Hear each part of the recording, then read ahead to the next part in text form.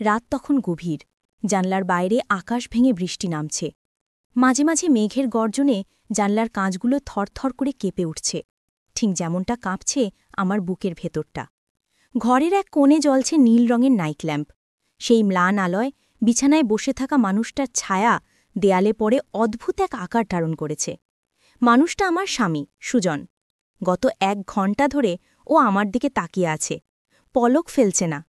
ওর ওই দৃষ্টিতে এমন কিছু একটা আছে যা কোনো জীবিত মানুষের চোখে থাকে না, একটা হাড় হিম করা শূন্যতা। আমি ঘরের দরজার কাছে গুটিসুটি মেরে দাঁড়িয়ে আছি, ভয়ে আমার গলা শুকিয়ে তাট হয়ে গেছে। আজ সুজন জেদ ধরেছে, আজ সে তার অধিকার বুঝে নেবেই। সুজন খাট থেকে নামল, কাঠের মেঝেতে ওর ভারী পায়ের শব্দ হল, ধপ ধপ ধপ। আমার দিকে এগিয়ে আসছে ও। আমি চিৎকার করতে চাইলাম, কিন্তু গলা দিয়ে কোনো স্বর বের হল না। ও আমার খুব কাছে এসে দাঁড়াল। ও শরীর থেকে একটা ভ্যাপসা গন্ধ আসছে, অনেকটা বাসি ফুলের গন্ধের সাথে পচা মাংসের গন্ধ মিশলে যেমন হয়। ও ফিসফিস করে বলল, সুনয়না, আর কতদিন? আমরা স্বামী স্ত্রী, কেন আমাকে এভাবে দূরে ঠেলে দাও? আমার ছোঁয়া কি তোমার এতই ঘৃণার? আমি কাঁদতে কাঁদতে বললাম, কাছে এসো না সুজন, দোহাই তোমার, দূরে থাকো। সুজন আমার কথা শুনল না, আমার হাতটা খপ করে ধরল। ওর হাতটা বরফের মতো ঠান্ডা। সেই ঠান্ডা স্রোত আমার শিরা উপশিরা দিয়ে হৃৎপিণ্ডে গিয়ে আঘাত করল। আপনারা হয়তো ভাবছেন, স্বামীর স্পর্শে কেন আমি এমন আঁতকে উঠছি, কেন আমি এমন পাগল পাগল আচরণ করছি? আসলে এই ভয়ের কারণ লুকিয়ে আছে 3 মাস আগের এক অভিশপ্ত বিকেলে।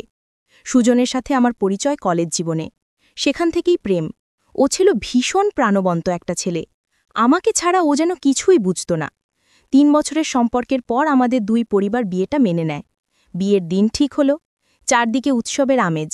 কিন্তু বিয়ের ঠিক 2 দিন আগের ঘটনা। সুজন বাইক নিয়ে আসছিল আমার সাথে দেখা করতে। উল্টো দিক থেকে আসা একটা লরি নিয়ন্ত্রণ হারিয়ে সব থচনচ করে দিল। খবরটা শুনে যখন আমি হাসপাতালে পৌঁছাই, তখন সব শেষ। ডাক্তাররা মাথা নিচু করে দাঁড়িয়েছিলেন।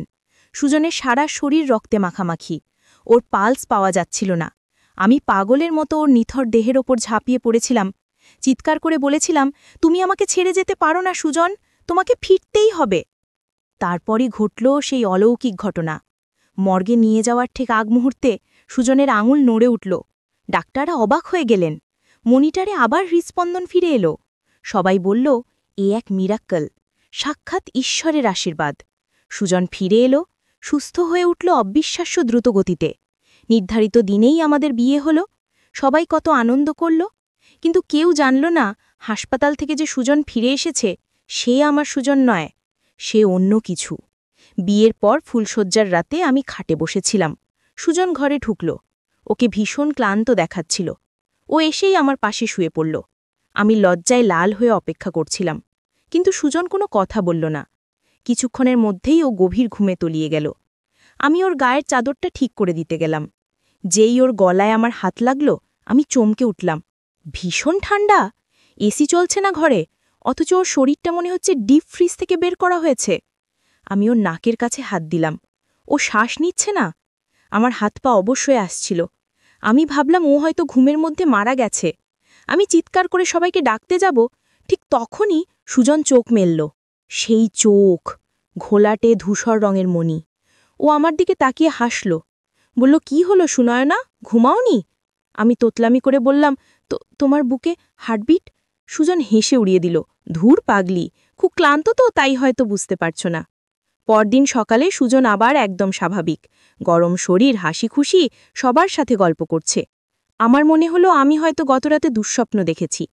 কিন্তু দ্বিতীয় রাতেও একই ঘটনা ঘটল। মাঝরাতে ওর শরীর ঠান্ডা হয়ে যায়, শ্বাস বন্ধ হয়ে যায়, আর আমি লক্ষ্য করলাম আমাদের পোষা কুকুরটা সুজনকে দেখলেই ভয়ে ল্যাজ গুটিয়ে খাটের নিচে লুকোয়। যে কুকুরটা সুজনকে ছাড়া এক মুহূর্ত থাকত না, সে এখন ওর ছায়াও মারাতে চায় না। আমি বুঝতে পারছিলাম কিছু একটা ভয়ঙ্কর অমিল ঘটছে। কাউকে বলতে পারছিলাম না, কেউ বিশ্বাস করবে না। শেষমেশ আমি এক পরিচিত তান্ত্রিক বাবার কাছে গেলাম। তিনি সব শুনে দীর্ঘক্ষণ চোখ বন্ধ করে রইলেন। তারপর যা বললেন তা শুনে আমার পায়ের তলার মাটি সরে গেল।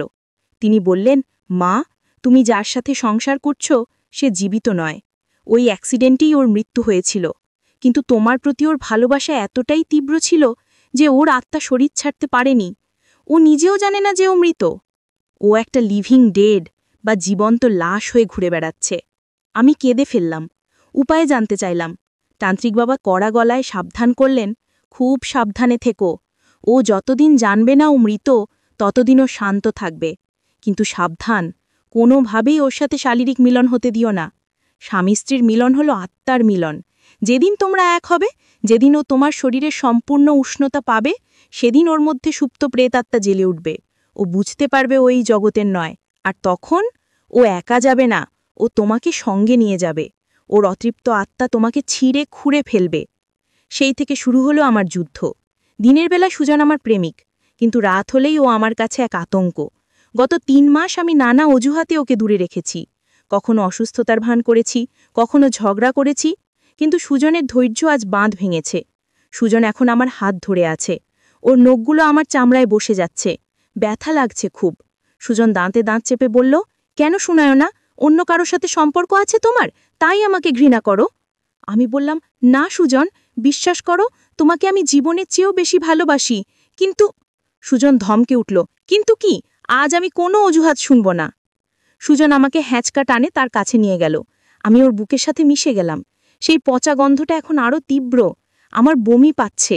আমি অনুভব করলাম ওর বুকের ভেতর কোনো ধুকপুকানি নেই, আছে শুধু এক হাহাকার। বাইরে বাজ পড়ার প্রচণ্ড শব্দ হলো। ঘরের লাইটটা দপ করে নিভে গেল। এখন শুধু জানলার বাইরে থেকে আসা বিদ্যুতের ঝলকানি মাঝে মাঝে ঘরটাকে আলোকিত করছে। সেই আলোয় আমি দেখলাম সুজনের মুখটা পাল্টাচ্ছে। ওর চামড়াগুলো যেন কুঁচকে যাচ্ছে, চোখের মণি দুটো উল্টে গেছে। ও ফিসফিস করে বলল, তুমি আমার সুনায়কা, শুধু আমার। ও আমাকে জোর করে চুমু খেতে এলো। আমি জানি আর এক মুহূর্ত দেরি করলেই সব শেষ। তান্ত্রিক বাবার কথাগুলো আমার কানে বাজছে।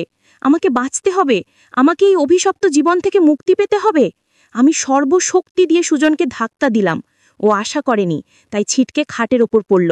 আমি অন্ধকারে চেঁচিয়ে উঠলাম, সুজন, তুমি আমার কাছে আসতে পারবে না, কারণ তুমি বেঁচে নেই, তুমি মরে গেছো সুজন, তুমি মৃত।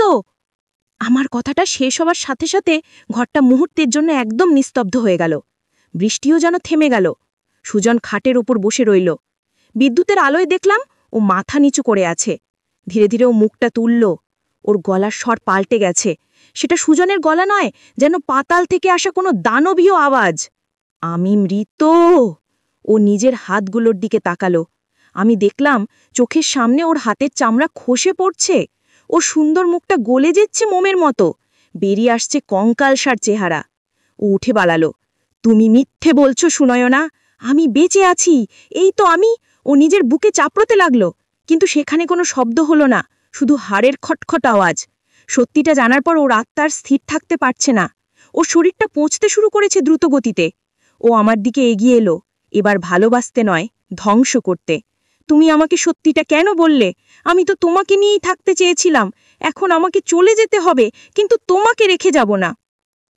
আমি দৌড়ে দরজার দিকে গেলাম। দরজা বন্ধ, খুলছে না। সুজন না, ওই কঙ্কালসার প্রেতাত্মাটা আমার ঠিক পেছনে। আমি ওর পচা নিঃশ্বাস আমার ঘাড়ে অনুভব করছি। সুনয়না, আমার সাথে চলো। আমি প্রাণপণে চিৎকার করলাম, বাঁচাও, কে আছো, বাঁচাও। ঠিক তখনই জানলার কাঁচ ভেঙে প্রচণ্ড বেগে বাতাস ঢুকলো ঘরে। ঘরের ছবি, ফুলদানি সব আছড়ে পড়তে লাগলো। সুজন আমার চুনের মুঠি ধরল। আমি মেজের কার্পেট আঁকড়ে ধরলাম। আমার চোখের সামনে সুজনের শরীরটা ধুলোর মতো উড়াতে শুরু করলো। ওর আত্মাটা শরীর থেকে বিচ্ছিন্ন হয়ে যাচ্ছে, কিন্তু ওর হাতটা এখনো আমার হাত ধরে আছে, শক্ত, পাথরের মতো শক্ত। ও আমাকে টানছে অন্ধকারের দিকে, এক অনুন্নত শূন্যতার দিকে।